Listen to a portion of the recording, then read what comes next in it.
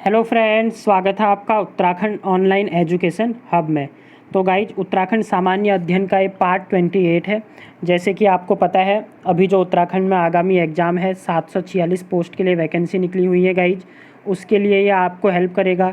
साथ ही जो आपका जेई टेक्निकल वाले बच्चे हैं, उनका जेई में जो उत्तराखंड पूछ रहा है गाइज, उसमें हेल्प करेगा। तो इसके 27 पार्ट आ चुके हैं, ये 28 पार्ट है। अगर आपने पिछले पार्ट्स अभी तक नहीं देखे हैं तो आप गाइज प्लेलिस्ट बनी हुई है, वहाँ से जाके इन्हें देख सकते हैं।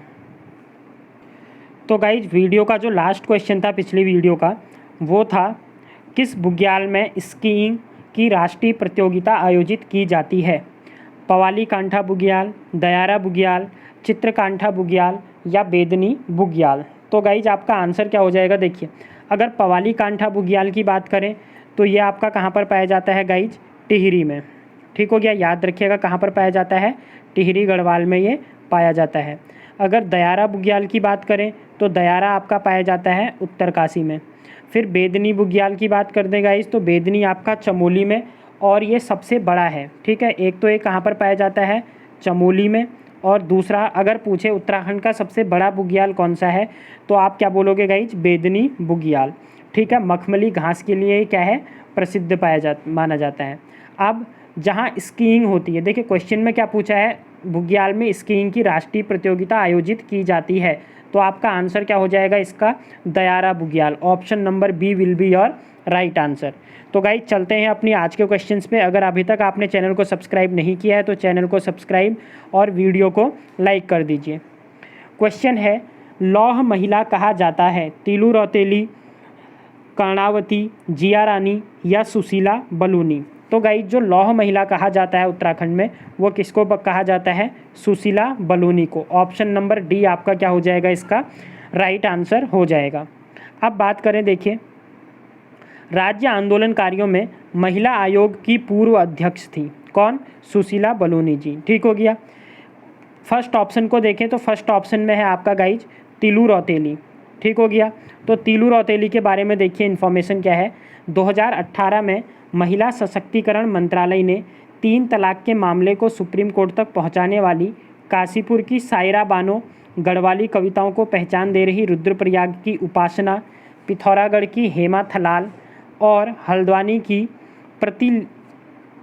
की त्रितिक्षा, अल्मोड़ा की हेमलता भट्ट, उत्तरकाशी की सविता सहित 13 वीरांगनाओं को क्या दिया है, तीलू रौतेली पुरस्कार दिया हुआ है। तीलू रौतेली क्या कौन थी गई जी, गढ़वाल की एक वीरांगना थी, जिन्होंने क्या किया हुआ था, जब कत्यूरियों का आक्रमण होता है उन पर और इधर से चंदों का, तो क्या होते हैं, उनके पिता और जो भाई होते हैं वो युद्ध में मारे जाते हैं। तो ये क्या कर लेती हैं, हथियार उठा लेती हैं और बड़ी ही वीरतापूर्वक क्या करती हैं, ये बड़ी ही वीरतापूर्वक गाइज क्या करती हैं, उनका सामना करती हैं। ठीक हो गया। तो ये थी तीलू रौतेली। तो तीलू रौतेली के सम्मान में क्या किया जाता है, तीलू रौतेली सम्मान दिया जाता है। और ये सम्मान अभी 2018 की बात करोगे, ठीक है, 2018 में दिया था लास्ट।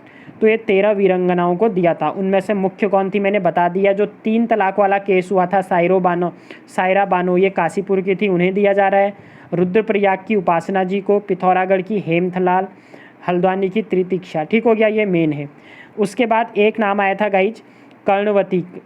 ठीक हो गया, कर्णावती। तो ये क्या थी, महीपति शाह की बीबी थी और इन्हें नागकटी रानी के नाम से भी जाना जाता है। क्योंकि क्या हुआ था गाइज, जो मुगलों ने जब आक्रमण कर दिया था हमारे गढ़वाल पर, तो इन्होंने क्या किया था, जो उनके सैनिक थे उनकी नाक काट दी थी। ठीक हो गया। तो इसीलिए उनको नागकटी रानी के नाम से भी जाना जाता है। बढ़ते हैं अगले क्वेश्चन पे। अगला क्वेश्चन है, किस पवार शासक की तुलना मोहम्मद बिन तुगलक से की जाती है, प्रदीप शाह, श्याम शाह, नरेंद्र शाह या फिर सुदर्शन शाह। तो आपका आंसर क्या हो जाएगा, देखो एमबीटी की बात चल रही है, ठीक है। तो पवार शासक जिसकी तुलना एमबीटी से की जाती है वो हो जाएंगे आपके Shyam Shah. Option number B आपका इस क्वेश्चन का राइट आंसर हो जाएगा। अब अगर बात करें गाइस श्याम शाह की, तो इनका उपनाम शाम शाह भी था। ठीक हो गया। अगर ये समकालीन किसके थे अगर आपसे पूछे तो याद रखिएगा, चंद राजवंश में ये समकालीन था लक्ष्मी चंद के।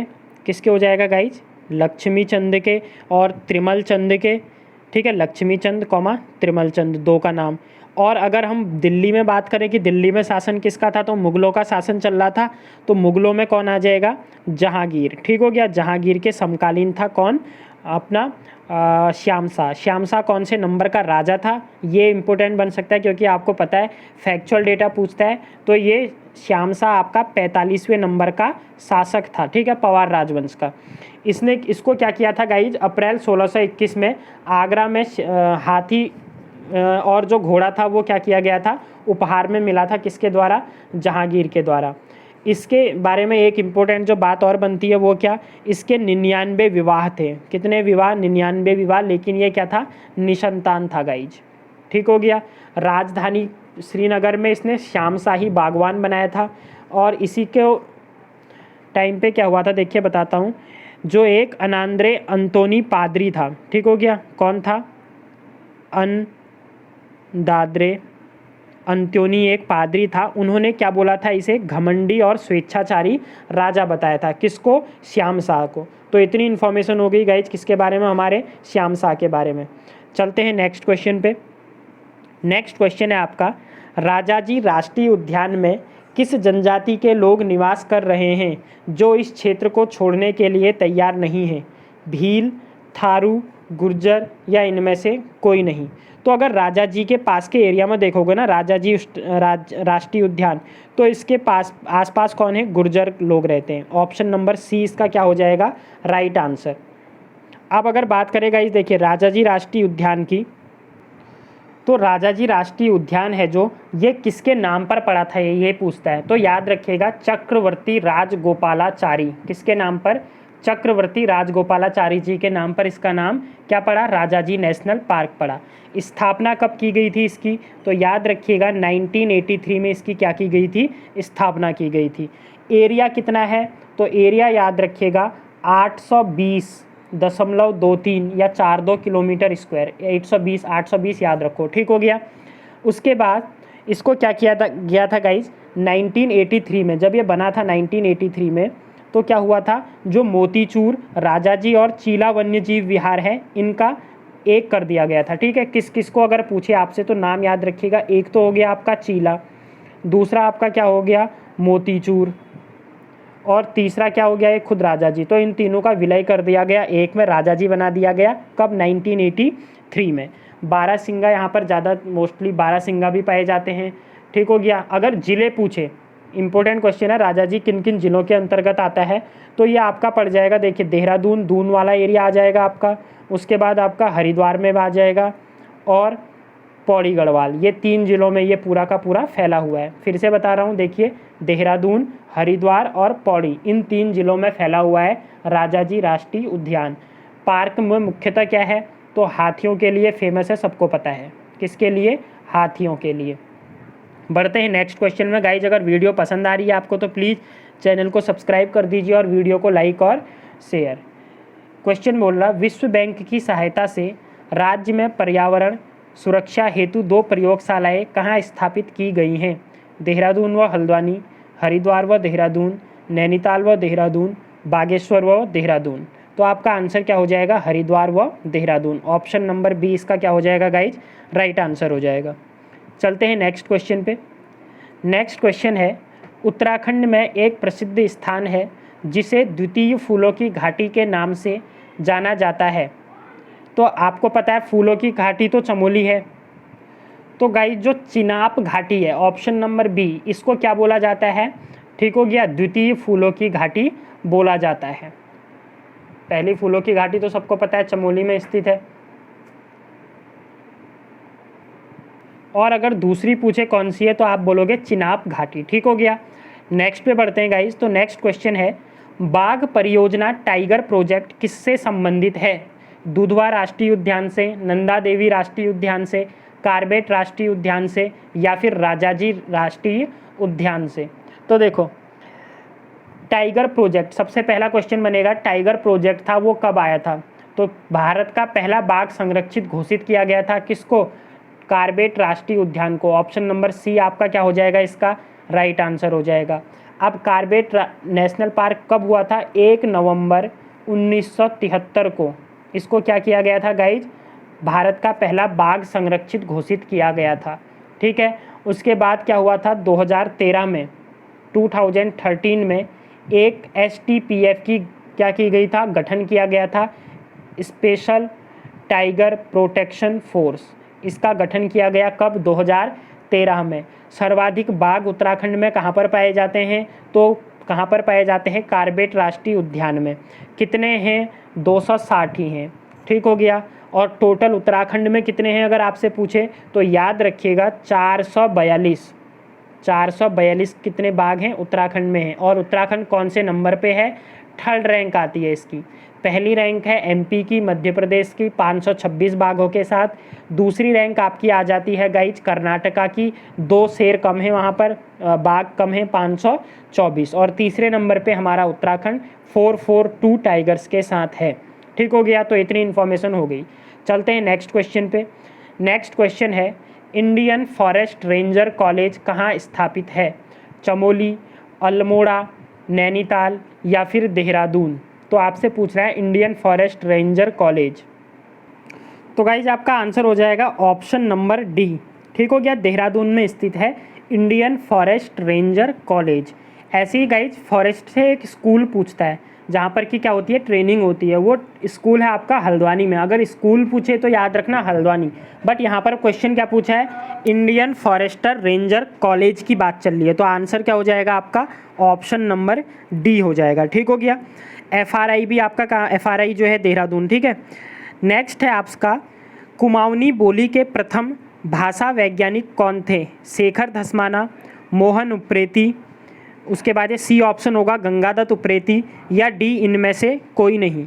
तो गाइज आपका आंसर क्या हो जाएगा, गंगादत्त उप्रेती, ठीक हो गया। ऑप्शन नंबर सी ये जो है गंगादत्त उप्रेती 25 का आपका क्या हो जाएगा, राइट आंसर। फिर से बता रहा हूँ, कुमाऊनी बोली के प्रथम भाषा वैज्ञानिक कौन थे, तो प्रथम भाषा वैज्ञानिक कौन थे, Gangadatt Upreti. Option number C will be your right answer. बढ़ते हैं नेक्स्ट क्वेश्चन पे। नेक्स्ट क्वेश्चन है, राज्य में वनों के विकास के लिए वन विकास निगम की स्थापना कब की गई। इम्पोर्टेंट क्वेश्चन है, आपसे पूछ रहा है वन विकास निगम की स्थापना उत्तराखंड में कब की गई।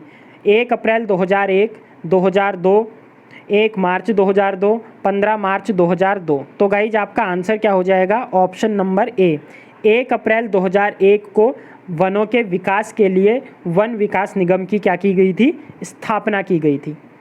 नेक्स्ट है, आली गुरसो फूलों की घाटी स्थित है जोशीमठ में, हरिद्वार में, रुद्रप्रयाग में या फिर कर्णप्रयाग में।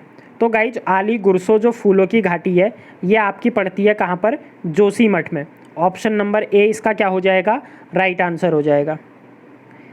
नेक्स्ट है, उत्तराखंड का चाइना वॉल नाम से जाना जाता है राम बहादुर छेत्री, हस्तीदल चौतरिया, अमर सिंह थापा, हरिदत्त कापड़ी। तो गाइज आपका आंसर हो जाएगा, इससे पिछली वीडियोज़ में हमने किसी में डिस्कस भी किया था। राम बहादुर छेत्री फुटबॉलर हैं, ठीक हो गया, दून से ये रिलेटेड हैं, देहरादून से। तो इनका क्या हो गया, इनको बोला जाता है चाइना वॉल के नाम से इनको जाना जाता है। ऑप्शन नंबर ए आपका क्या हो जाएगा गाइज, इसका राइट आंसर हो जाएगा। नेक्स्ट है, टॉन्स घाटी में गोविंद वन्यजीव विहार क्षेत्र में कौन सी योजना लागू की गई है। स्नो लेपर्ड, हाथी परियोजना, गैंडा पुनर्वास योजना या फिर बांध परियोजना। तो गाइज जो टॉन्स घाटी है यहाँ पर स्नो लेपर्ड जो परियोजना है इसको क्या किया गया है, लागू किया गया है, ठीक है। टॉन्स नदी के किनारे ही आप मेरे को ऑप्शन क्वेश्चन मैंने बताया था पिछली वीडियोज़ में, ठीक है। टॉन्स नदी के किनारे जो टॉन्स बेसिन है उसके किनारे सबसे ज़्यादा क्या पाए जाते हैं, वन आपको देखने को मिलते हैं। और टॉन्स घाटी में ही गोविंद वन्यजीव विहार क्षेत्र में स्नो लेपर्ड योजना क्या की गई है, लागू की गई है। ऑप्शन नंबर ए इसका क्या हो जाएगा, राइट आंसर हो जाएगा। बढ़ते हैं नेक्स्ट क्वेश्चन पे गाइज। तो नेक्स्ट क्वेश्चन है, मैती आंदोलन किससे संबंधित है, पर्यावरण संरक्षण से, जीव जंतुओं से, बाघ संरक्षण से या फिर बेटी संरक्षण से। तो 30 का आपका आंसर क्या हो जाएगा, पर्यावरण संरक्षण से। जो मैती आंदोलन है वो किससे रिलेटेड है, आपका पर्यावरण संरक्षण से रिलेटेड है। यहाँ से अगर आपसे पूछे मैती आंदोलन स्टार्ट किसने करवाया था, ठीक है, तो किसका नाम आता है आपको पता होना चाहिए, कल्याण सिंह रावत जी का नाम आता है, कल्याण सिंह रावत, याद रखिएगा, ठीक है। जीव विज्ञान के ये टीचर थे गाइज, तो इन्होंने ही क्या किया था, स्टार्ट। इसमें होता क्या था, जो विवाहित जोड़ा होता था, ठीक है, दूल्हा दुल्हन, वो फलदार वृक्ष लगाते थे। मैं जब आंदोलन कराऊंगा आपको अलग से सेपरेट वीडियो, जितने भी उत्तराखंड में आंदोलन हुए थे उसमें पूरा का पूरा डिस्कस करेंगे।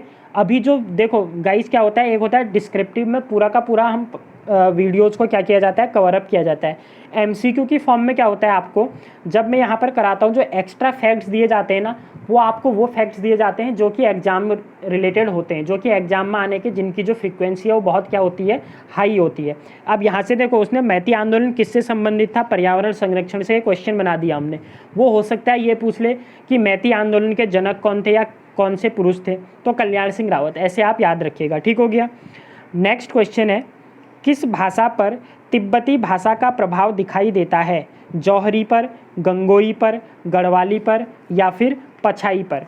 तो 31 का गाइज आपका आंसर क्या हो जाएगा इसका, ऑप्शन नंबर ए, जौहरी भाषा पर, ठीक हो गया। किस पर दिखाई देता है, जौहरी पर जो है वो तिब्बती भाषा का सबसे ज़्यादा प्रभाव दिखाई देता है। आप बढ़ते हैं गाइज आज के 32 क्वेश्चन पे। तो क्वेश्चन है, निम्न में से कौन भाषा गढ़वाल और कुमाऊं का मिला जुला रूप है, दानपुरिया, पछाई, ऑप्शन नंबर सी नहीं है तो इसे कट कर दीजिए, या फिर मझ कुमैया।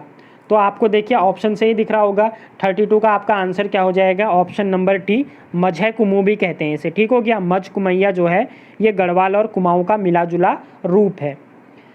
तो आज का लास्ट क्वेश्चन है guys, question of the day, Uttarakhand में प्रथम बार खेल रत्न पुरस्कार दिया गया था, जसपाल सिंह राणा जी को, परिभाजन नेगी को, सुशीला राणा को या एकता बिष्ट को। तो आपको इसका आंसर गाइज कमेंट बॉक्स पे देना है। अगर वीडियो पसंद आई है गाइज तो वीडियो को लाइक कर दीजिए, चैनल को सब्सक्राइब कर दीजिए, ठीक हो गया। तो इससे ये जो क्वेश्चन है सीरीज है ये आगे बढ़ती रहे, तो इसके लिए आप ज़्यादा से ज़्यादा चैनल को सब्सक्राइब कीजिए। साथ में उत्तराखंड वन दरोगा के लिए जो साइंस के क्वेश्चन है गाइज वो आपको दिए जाते हैं, और संडे को आपका लाइव टेस्ट होता है 100 क्वेश्चंस का, और उसके बाद नेक्स्ट जो 5 to 6 डेज होते हैं वही 100 क्वेश्चन आपको क्या करवाए जाते हैं, डिस्क्रिप्टिव वे में हर ऑप्शन आपको करवाया जाता है, जिससे कि आपको सब कुछ क्या पता चल जाए कि क्या क्या आपका क्या है वो एग्जाम से रिलेटेड आ सकता है। तो मिलते हैं न्यू वीडियो के साथ, तब तक के लिए bye, thanks, have a good day.